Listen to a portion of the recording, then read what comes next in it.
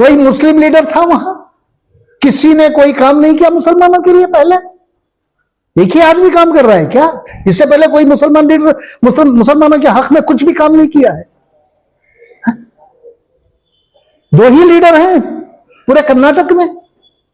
मुस्लिम leadership को तो खत्म कर दिया ना। ये जो है ना, इसमें जो है ना, ये सियासी जलसा तो नहीं था ना, ये तो मजहबी जलसा था। इसमें मुसलमान लीडरों को मदऊ क्यों नहीं किया गया? अछूत हैं क्या वो लोग? क्या रहमान खान साहब ने कुछ नहीं किया मुसलमानों के लिए? अरे उन्होंने तो आपको वक्फ बिल दिए, वक्फ का एक्ट बनाया, ये किया, जितनी भी सहूलतें मुसलमानों को देने थे दी, आज अब उनको भी छोड़ दिया। सीएम इब्राहिम साहब ने कुछ नहीं किया। सबसे ज्यादा अगर कोई इस कर्नाटक में वजीर औकाफ रहा है तो वो जनाब रोशन बेग साहब, उन्होंने भी कुछ नहीं किया क्या? क्योंकि ये जो मुंतजिमीन थे ये नहीं चाहते थे कि बाहर वाला कोई भी आके जो है ना वहां बैठे। ये सिर्फ वन मैन शो था। ये जब आपको कानून का पता ही नहीं है तो आपने बुला दिया, उसको बुला दो, इसको बुला दो, ये आ जाएगा, वो आ जाएगा, सब आ गए, लेकिन उनको होटल से बाहर निकलने की इजाजत नहीं दी हुकूमत ने। यह आप ही की हुकूमत थी कि लोग रसूलुल्लाह को नहीं मानते या उनकी हुर्मत नहीं मानते। इसी तरह अहले हदीस भी, सबकी अलग अलग मोहब्बत है, सबका तरीक़ेकार अलग है, लेकिन वहां पर उनकी तकरीर इस कदर कंट्रोवर्शियल थी, उन्होंने ये गैर सुन्नियों को, गैर बरेलवियों को हद्दार खुदा कहा। देखिए किसी भी आलिम को, किसी भी, देखिए जब मुफ्ती साहब थे यहाँ, मुफ्ती साहब अमीर शरीयत मुफ्ती साहब, वो कहते थे, बार बार कहते थे, वो एक बात करते थे, वो मसलक को मसला मत बनाओ, मसलक को मसला मत बनाओ, ये उनका कौल था। इसका क्या मतलब है? आप किसी भी मसलक से हो, ये आप अपने पास रखिएगा, किसी को आप पब्लिकली आप क्रिटिसाइज नहीं कर सकते, आपको इस बात का हक नहीं है, तो आप क्रिटिसाइज क्यों करेंगे किसी को भी? आप अपनी बात करिएगा। अब इतने आलिमों ने अपनी अपनी बात की, जो कुछ भी कहा मिलाद नबी के ताल्लुक से ही बताया ना, सीरत नबी ही सुनाई सब लोगों ने, किसी ने ये गलत, कोई भी ऐसा गलत ये नहीं किया, बयान नहीं दिया। तो किसी को भी जो है ना मसलक पे बोलने का उनको हक नहीं है। पहले मैं सही चल रहा हूं क्या, मैं इस्लाम के मुताबिक चल रहा हूं क्या, ये देख लो। मैं दूसरे को तनकीद करने से पहले, तनकीद क्यों करेंगे भाई? तनकीद करना नहीं चाहिए किसी को भी। जी, तो चूंकि मैदान में नमाज अदा की, जी, तो हंगामी हालत में नमाज पढ़ी, हंगामी हालत है ना, एक सेकंड।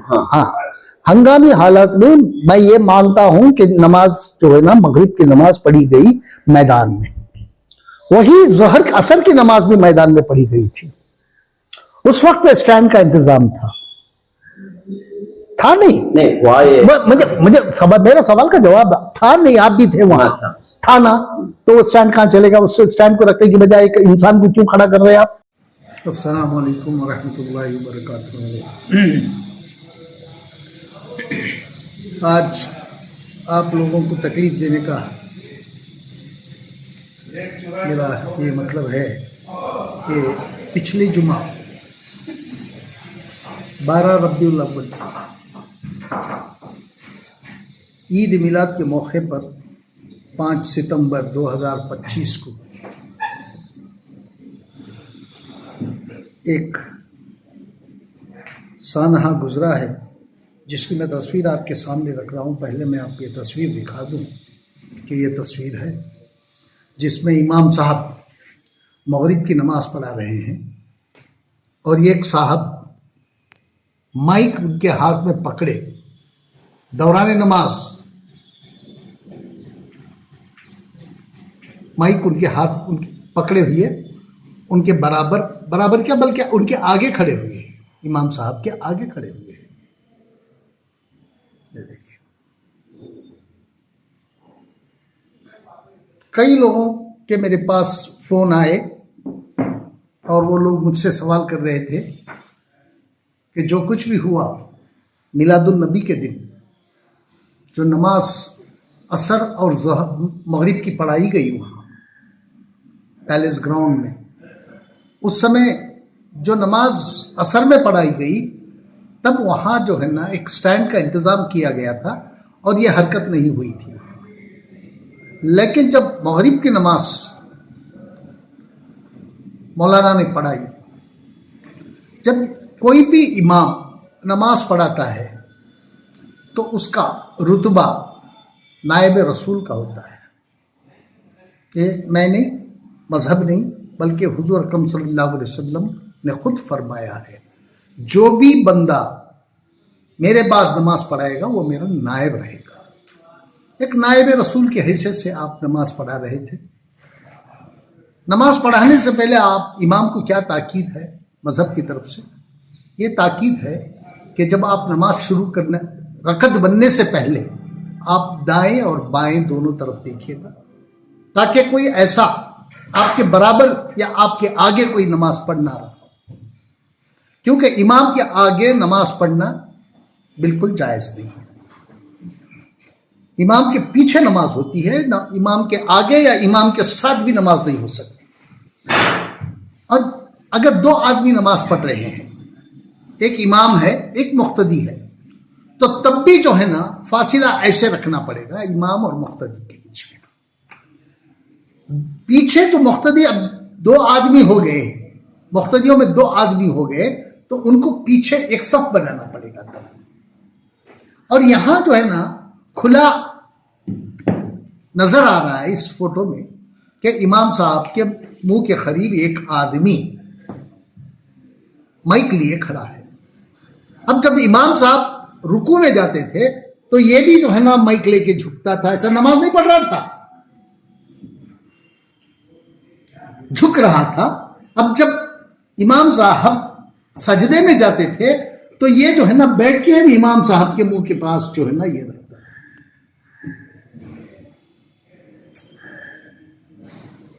ये क्या मामला है? ये अवाम सवाल कर रहे हैं, पूछ रहे हैं। क्या उस दिन लाखों की तादाद में लोग जमा थे वहां? और ऑर्गेनाइजर्स का यह है, क्लेम है, उनका दावा है कि 1.5 लाख से ज्यादा लोग शामिल थे उसमें, और नमाज में कम से कम इतने ही लोग थे, 1.5 लाख के आसपास। क्या इन लोगों की नमाज हो गई? अब 1.5 लाख से ज्यादा का मजमुआ है वहां, अब सब के सब ताबे इमाम के खड़े हैं, और आप जो है ना इमाम साहब नायब रसूल की हैसियत से आप नमाज पढ़ा रहे हैं। तो आपने ये नहीं देखा, दाएं बाएं देखने का आपको हुक्म है, आपने देखा नहीं दाएं बाएं। जब एक आदमी आपके सामने खड़ा है तो उसको हटाना चाहिए था, उसे कहना चाहिए था भैया हट जाए यहां से, नमाज में खलल होगा। और मौलाना ने यह काम नहीं किया, नमाज पढ़ाए। नमाज पढ़ाने के बावजूद भी दुआ के टाइम पे भी वो आपके सामने बैठा रहा, तब भी आपने कोई ये नहीं किया। आपको प्रोटेस्ट करना चाहिए था। अगर आपको मालूम नहीं आके खड़ा हो गया तो आपको दुआ करते वक्त में, दुआ करने से पहले, फर्ज सलाम फेरने के बाद तो आपको उसको कहना चाहिए था कि भैया तुम कहां से आ गए यहां। आपने ये भी नहीं कहा, तो इसका मतलब है आपकी नजर में यह सही हुआ है। यही बात है ना। आपने अगर उनसे कुछ कहा नहीं है तो इसका यह मतलब होता है कि आपने जो किया है, उसने जो खड़े होकर आपके साथ ये किया है, अब माइक पकड़ के खड़ा है, वो भी सही है आपकी नजर में। तो अब अवाम सवाल करते हैं, अवाम को जवाब देना पड़ता है, क्या सही है क्या गलत है, क्यों ऐसा हुआ।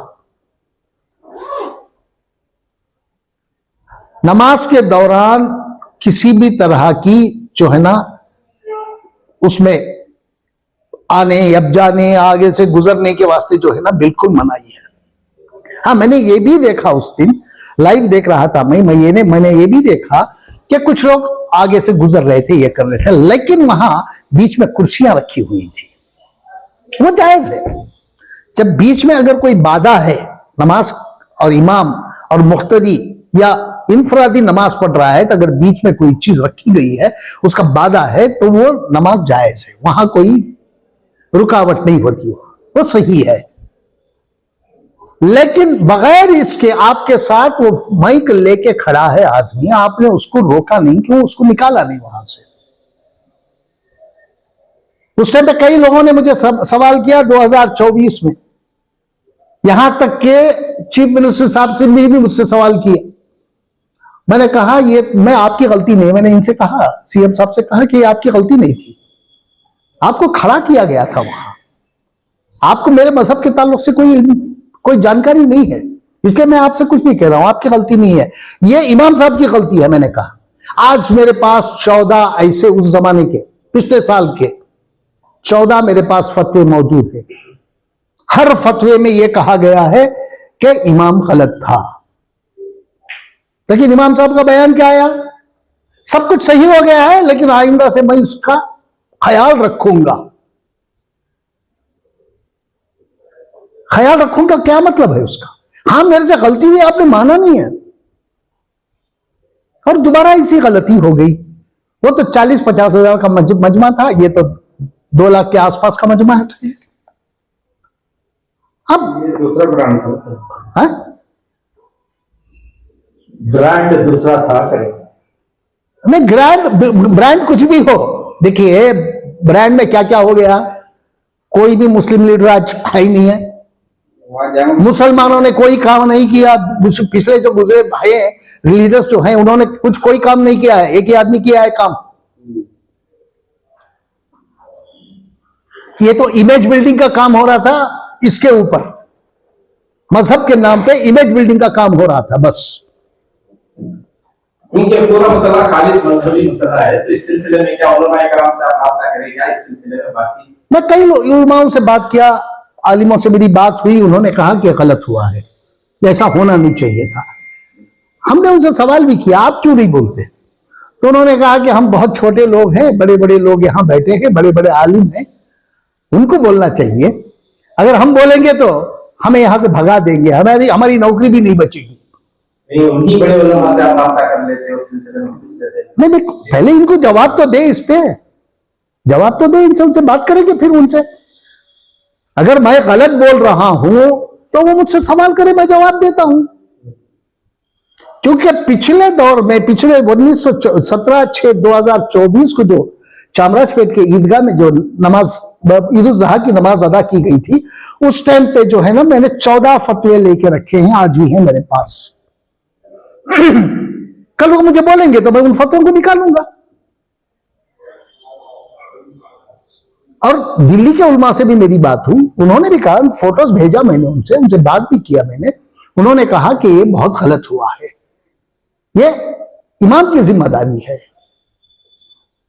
मैंने ये भी पूछा कि लोगों की मुख्तदियों की नमाज होगी, तो उन्होंने कहा कि हाँ, इसमें मुख्तदियों की नमाज तो हो गई, लेकिन इसकी सारी जिम्मेदारी, इसका कफारा जो है ना इमाम साहब पे है। और उन्होंने ये भी कहा कि इसमें कुछ अरकान रह गए हैं, नमाज पूरी नहीं हुई है। अब जो मकतब फिक्र के लोग ये अंजाम दिए हैं, उसमें बड़े उलमा भी हैं, आप उनसे राब्ता करके उन्हीं से वजाहत हासिल हो जाती, पहले ऐसा भी हो सकता था, क्योंकि खालिस मजहबी मसला है जी। उनके जो बड़े उलमा हैं, जो भी जितने जो इस मकतब फिक्र के भी हैं जी, उनसे राब्ते की कोशिश हुई क्या?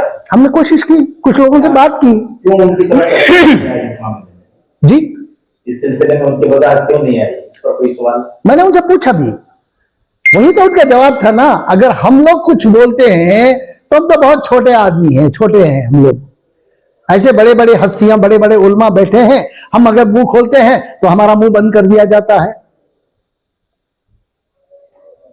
इस सिलसिले में जामिया मरकज़ फिलहाल जो मरकज़ी हैसियत रखता है इदारा जी, वहां से कुछ इस सिलसिले में वजाहत हुई क्या, क्योंकि वो भी इस इंतजाम में खासा आम किरदार रहा उसे? अब उनको कहना चाहिए, अब तो हमारा सवाल है ना उनसे, अब कहें, वो जवाब दे, सही हुआ है गलत हुआ है जवाब दे। अब वो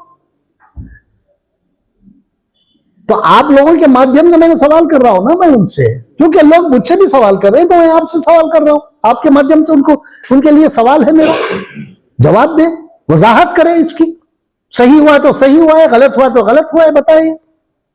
क्योंकि मजहब के माली में जो सच्चाई है वही बताना पड़ेगा उनको। किसी की पुष्ट बनाई नहीं हो सकती इसमें मजहब के मामले में।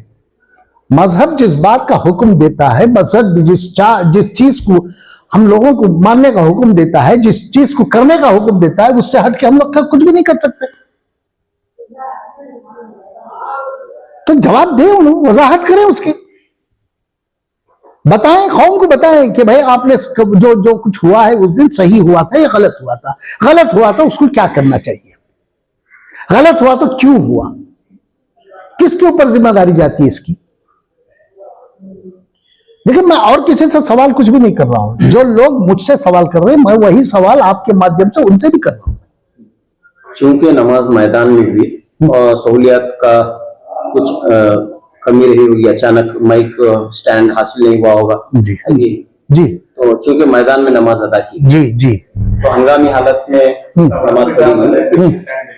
हंगामी हालत है ना, एक सेकंड। हाँ। हाँ, हंगामी हालत में मैं ये मानता हूं कि नमाज जो है ना, मगरिब की नमाज पढ़ी गई मैदान में, वही जोहर असर की नमाज भी मैदान में पढ़ी गई थी।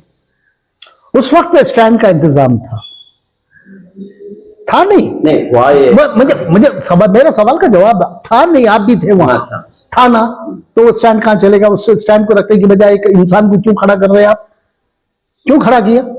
जब जोहर असर में था तो मगरिब में कहां चला गया? नहीं है तो इस तरह का जो है ना माइक आप लगा लेके नमाज पढ़ सकते थे ना, पढ़ा सकते थे ना।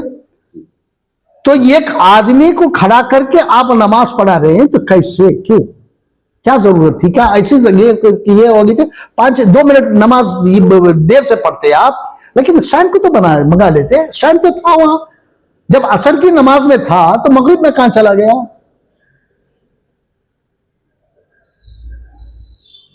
देखिए, मैं किसी की तनकीद नहीं कर रहा हूं, किसी के खिलाफ नहीं बोल रहा हूं। मैं जो लोगों के दिल में जो बात आ गई है और लोग मुझसे पूछ रहे हैं कि आप क्यों नहीं पूछते, तो मैं आप लोगों के माध्यम से मैं सिर्फ उनको सवाल कर रहा हूं, क्या गलत है क्या सही है, बोले वो।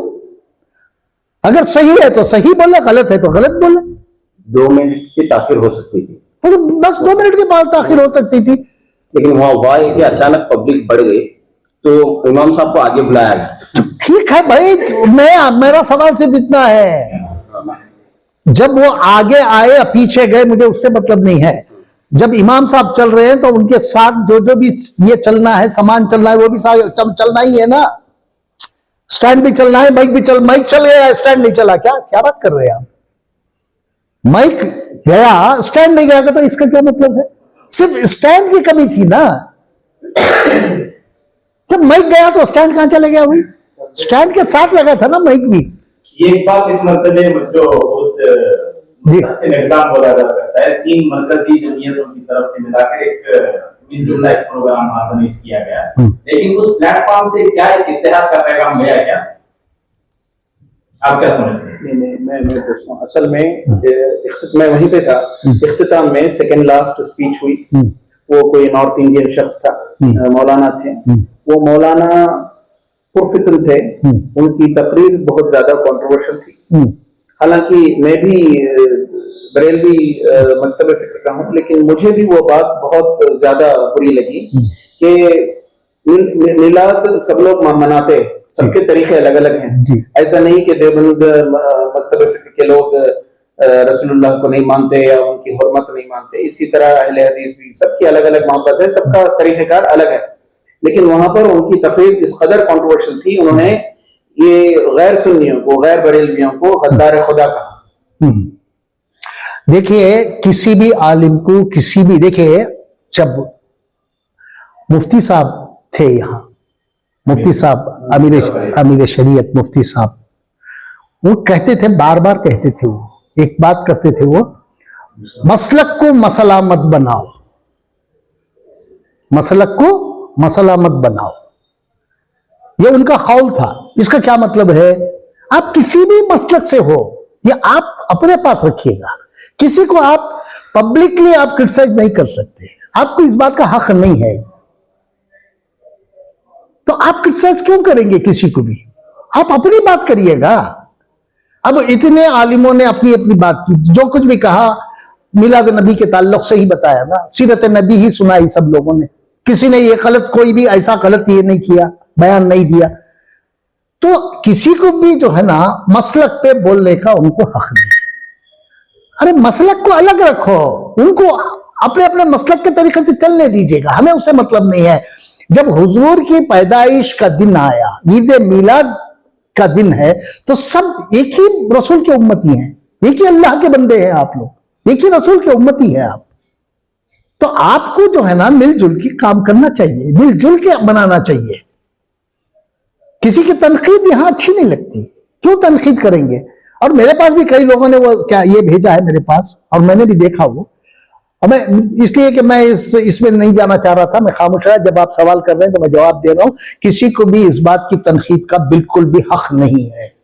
अपने मसलक चले, उनका क्या मसलक है, उनका मसलक क्या कहता है, उसके मुताबिक वो काम करने दीजिएगा। मुझे और आपको उनको तनकीद करने का क्या हक है? पहले मैं मुसलमान हूं क्या देख लूं, मैं पहले मैं सही चल रहा हूं क्या, मैं इस्लाम के मुताबिक चल रहा हूं क्या, ये देख लूं मैं दूसरे को तनकीद करने से पहले। तनकीद क्यों करेंगे भाई? तनकीद करना नहीं चाहिए किसी को भी। इजलास से पहले सवालात भी उठे थे जी कि तमाम मकतब फिक्र के उलमा को मदू करना चाहिए था, और तमाम बड़े मुस्लिम लीडरों को, कायदीन को भी मदू करना चाहिए था। ऐसा नहीं हुआ है। देखिए, वही तो मैं बोला ना, इमेज बिल्डिंग का काम हुआ था। उलमा जितने आए, जितने गए, बस। अब आपने बाहर से उलमा को बुलाया था, बैरूनी मुल्कों से भी उलमा आए थे, यमन से आए थे, सऊदी अरब से आए थे, मक्के से, मदीने से भी आए थे, और कहीं कहीं से आए थे। जब उलमा को आपने बुलाया तो आपको हिंदुस्तान का क्या कानून है, कानून को जान लेना चाहिए था सबसे पहले, बुलाने से पहले। जब आपको कानून की जानकारी ही नहीं है, उन लोगों को बुला के बेइज्जत करने का आपको क्या हक था? हा? जब आपको कानून का पता ही नहीं है तो आपने बुला दिया, उसको बुला दो, इसको बुला दो, ये आ जाएगा, वो आ जाएगा, सब आ गए। लेकिन उनको होटल से बाहर निकलने की इजाजत नहीं दी हुकूमत ने। यह आप ही की हुकूमत थी। एक परमिशन ले सकते थे, पार्टिसिपेट करने के लिए परमिशन की जरूरत थी, लेकिन आपको इसकी जानकारी नहीं है ना आपके पास। कानून क्या है आपको मालूम नहीं है ना, हवा में बातें करते हैं आप लोग। कानून जान लेते हैं आप। एक permission government of India, ministry of है, इसमें जो है ना आप एक एप्लीकेशन भेजते हैं, उनसे कहते हैं कि भाई हमें परमिशन दीजिए, फला फला साहब आ रहे हैं हमारे पास, ये हमारा रिलीजियस फंक्शन है, कोई सियासी फंक्शन नहीं है, हमें दूसरा कोई, हम उनको एक अश्योरेंस देना पड़ता है कि भाई हम कोई भी यहाँ गड़बड़ वड़बड़ हमें इसके ये नहीं है, हम नहीं कर रहे हैं सब। ये हमारे हुजूर की पैदाइश का दिन है, हम मना रहे हैं, और आपने जो है ना तातील भी दी है आज के दिन की, इसलिए हमें परमिशन दिया जाए। हाँ, एक बात मैं यहां बता दूं, जो तातील दी गई है मैं बताता हूं। अब ये जो है ना वीपी सिंह साहब की वजह ये तातील मिली हम लोगों को। मैं उस दौर में जाना चाहता हूं, 1989-90 की बात कर रहा हूं मैं। मैं बता रहा हूं आपको, अब देखिए ये क्या हो गया। दिल्ली के अहमद बुखारी साहब, जामा मस्जिद के इमाम अहमद बुखारी जो है ना, उस जमाने में अहमद बुखारी साहब नायब इमाम थे। वो जो है ना धरना बैठे थे एक हफ्ता पहले, 89 की बात कर रहा हूं, एक हफ्ता पहले, मीलादुन नबी के एक हफ्ता पहले वो एक धरना बैठे हुए थे। ये अकबर रोड के चौराहे पे थे। जब मुझे मालूम हुआ तो मैंने वीपी सिंह से कहा, ऐसा है कि जो जामा मस्जिद के इमाम साहब और कुछ लोग जो है ना धरने पे बैठे। उन्होंने वजह पूछी मुझे, मैंने कहा कि वजह यह है कि वो जो है ना ईद मिलाद की छुट्टी चाहते हैं। तो उस समय मैं अभी बात कर रहा था तो अजीत सिंह आए अंदर, अजीत सिंह साहब आए अंदर। अजीत सिंह साहब मुझे बोले, हम दोनों, मैं और वीपी सिंह बात कर रहे थे, तो अजीत सिंह अंदर आते ही कह एक काम करो अशरफ, मैं दोनों की कमेटी बनाता हूं, अजीत सिंह की और तुम्हारी, जाके उनसे पूछो क्या चाहते हैं, कब चाहते हैं। तो हम दोनों को भेजा उन्होंने, वीपी सिंह ने 2 लोगों की कमेटी बनाई, मेरी और अजीत सिंह साहब की, और हम दोनों को वहां भेजा। हम दोनों वहां गए, जाके मिले। मिलने के बाद जो है ना, मैंने अपनी तरफ से जो उनको ये देना था, अश्योरेंस देना था, मैंने दिया। मैंने कहा कि इंशाल्लाह मैं कोशिश करूंगा कि ईद मिलाद की एक तातील हम ना मिलना जरूरी है, और मैं इसके लिए कोशिश करता हूं। तो अजीत सिंह साहब ने कुछ नहीं कहा, उन्होंने सुन लिया सबको भी। सुन लेने के बाद जो है ना, मेरे कहने पे उन्होंने धरना कॉल ऑफ किया। फिर आके मैंने वीपी सिंह को रिपोर्ट किया। इन्होंने डिसेंट नोट दिया अजीत सिंह साहब ने। उन्होंने कहा कि आज हिंदुस्तान में बहुत सारी तातीलें हैं, और एक इजाफा करने से कोई फायदा नहीं होगा, बल्कि हुकूमत का नुकसान होगा। वो कहने लगी कि मैं उसके खिलाफ हूं।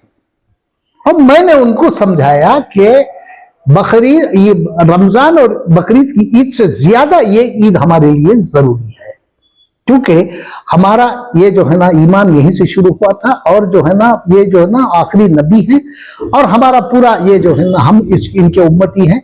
ये हमारे लिए सबसे बड़ी ईद है। दूसरे नंबर पे आती है रमजान और बकरीद की ईद। और यहाँ मुसलमानों को अगर छुट्टी मिल जाती है तो मुसलमान जो है ना आपका आभारी रहेगा। तो उन्होंने कहा कि मैं सोचता हूं। वीपी सिंह साहब ने यह कहा कि मैं सोचूंगा। 2 महीने गुजर गए, 3 महीने गुजर गए, 4 महीने गुजर गए, नहीं 2-2.5 महीने गुजर गए। उसके बाद इन्होंने मुझे बुला के कहने लगे, तो ये 15 अगस्त से पहले 1 हफ्ता पहले की बात है।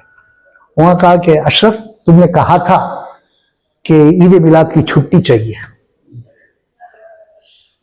तो पता है मैं तुम्हें कहां से अनाउंस करने जा रहा हूं? मैंने कहा नहीं, छुट्टी तो अनाउंस करूंगा मैं, लेकिन रेड फोर्ट से। और ये तातील उन्होंने, वीपी सिंह ने खुद रेड फोर्ट से अनाउंस किया था ईद मिलाद की छुट्टी। आज मैं इसलिए कह रहा हूं क्योंकि आज हमें जो भी तातील मिली वो एक वीपी सिंह की वजह मिली। अगर वो नहीं चाहता तो नहीं मिलती थी, लेकिन हमें उसे याद भी करना चाहिए ऐसे मौके पर। तो जब मिली सो तातील हम लोग नहीं, इसके बारे में कौम को बताए। हमारे उलमा किराम से मेरी आजिजाना गुजारिश है कि इसमें वो इंटरव्यू करे और बताए कि ये सही हुआ है या गलत हुआ है। अगर सही हुआ है तो बताइए किस ढंग से सही हुआ है, गलत हुआ है तो क्या हुआ है, इसकी जिम्मेदारी किस पे आती है, किसको जिम्मेदार ठहराया जाए। क्योंकि पिछली दफे अगर इसे सही कर दिया होता तो आज दोबारा यह हरकत नहीं होती थी। अगर अब इसको और छोड़ दें तो आगे ऐसे ही चलता रहेगा, ऐसी हरकत होती रहेगी। इसको रोकने के लिए अभी से कोई इक़दाम करना जरूरी होगा। और सबसे बड़ी बात, हमारे यहां एक अमीर शरीयत नाम के शख्स भी हैं हमारे पास, जिसे हम लोग सब मानते हैं। कोई भी मसलक क्यों ना हो, सब मसलक वाले अमीर शरीयत को मानते हैं नहीं मानते? लेकिन अमीर शरीयत, वो जो इमारत शरीयत है, वो मखसूस एक मतलब फिक्र की जरूरत, मैं उसके बारे में नहीं जा रहा, और मैं उसमें जाना भी नहीं चाहता। मैं ये बता रहा हूं, आपने उनको क्यों नहीं बुलाया? उनकी सदारत में होना चाहिए था।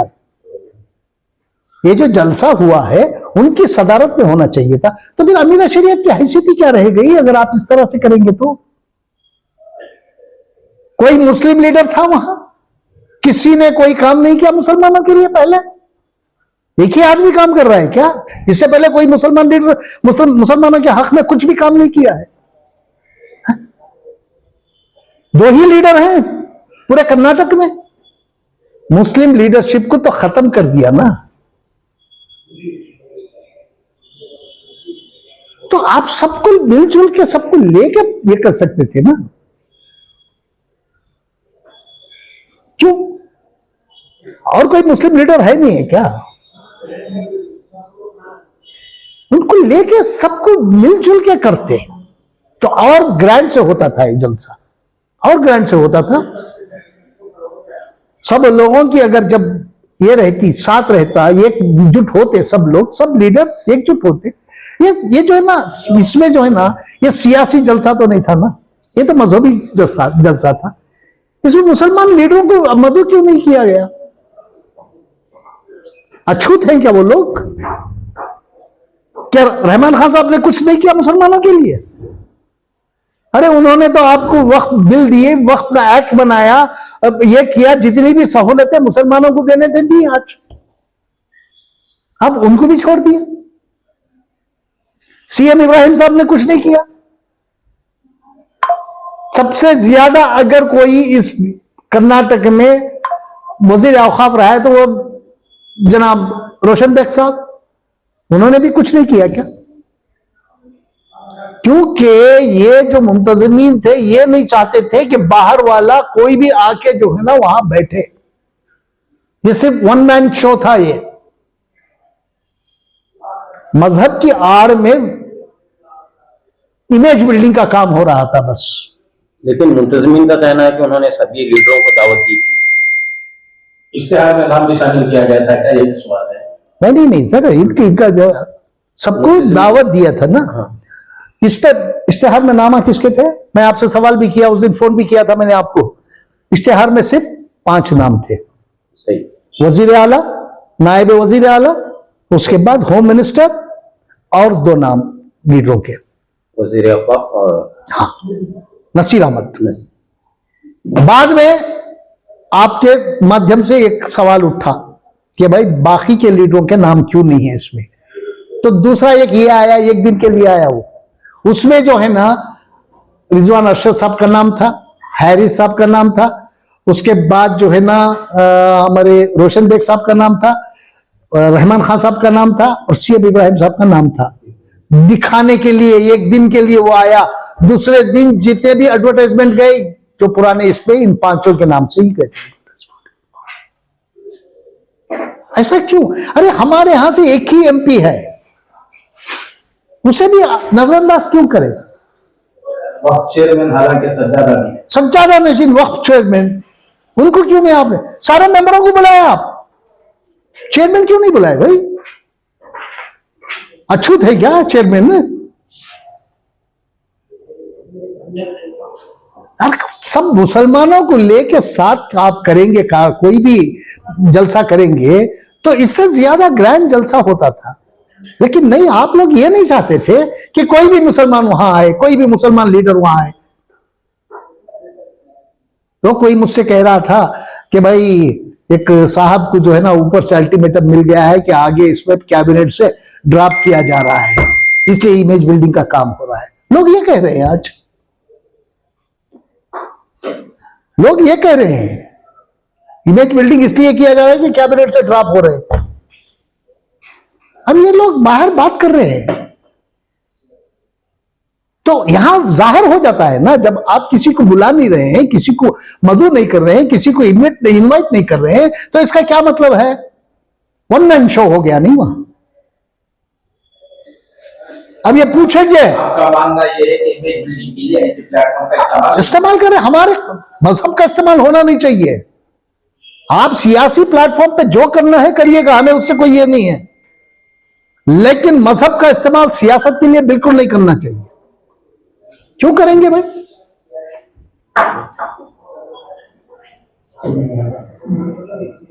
इसलिए मैं दोबारा आप लोगों से गुजारिश करता हूं, हमारे उलमा से गुजारिश करता हूं कि ये मसला आगे बढ़ने से पहले इसको खत्म करने की कोशिश करिएगा, क्योंकि जो भी है लोग सवाल कर रहे हैं। अब इक्का दुक्के सवाल आ रहे हैं, अगर बहुत लोग जमा हो गए इसमें और सवालात की बौछार हो जाएगी तो आप लोगों को जवाब देना मुश्किल हो जाएगा। लिहाजा आप लोग जो है ना आराम से बैठ के सोचिएगा, एक आपकी मीटिंग बुलाइएगा, यही आपके यहां जाइएगा, हमारे सबील इरशाद जाइएगा, सबील इरशाद हमारे इनके साथ बैठ के जो है ना एक मीटिंग करिएगा। मीटिंग करके क्या गलत हुआ है, क्या सही हुआ है, इसमें एक ये लीजिएगा, डिसीजन लीजिएगा। डिसीजन लेके जो है ना ये अवाम को मालूम कराइएगा कि आपने क्या इसके बारे में क्या कदम उठाया है। बस अस्सलाम वालेकुम व रहमतुल्लाहि व बरकातहू।